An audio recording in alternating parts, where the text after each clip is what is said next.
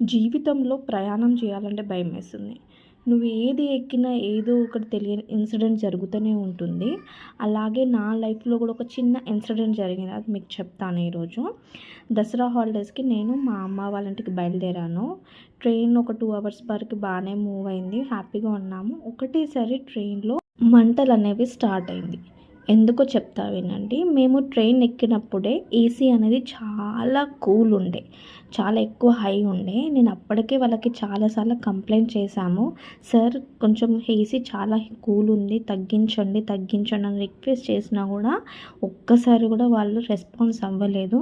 అలాగే నేను ఒక్కదాన్ని కాదు, మా దాంట్లో ఉన్న అందరూ రేస్ చేశారు. కానీ ఎవ్వరు మా మాట వినలేదు.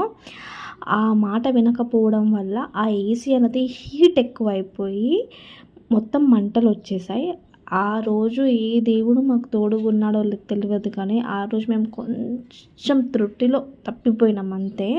సో మీకు కూడా ఇలాంటి ఇన్సిడెంట్స్ ఏమైనా జరిగితే ప్లీజ్ కామెంట్ చేయండి. ఆ ఇన్సిడెంట్ జరిగిన తర్వాత ఆ ట్రైన్ వచ్చేసి 6 అవర్స్ 7 అవర్స్ లేట్ ఫైనల్గా అయితే ఇంటికి వచ్చేసాం. ప్లీజ్ మా వీడియో నచ్చితే కనుక లైక్, షేర్, సబ్స్క్రైబ్.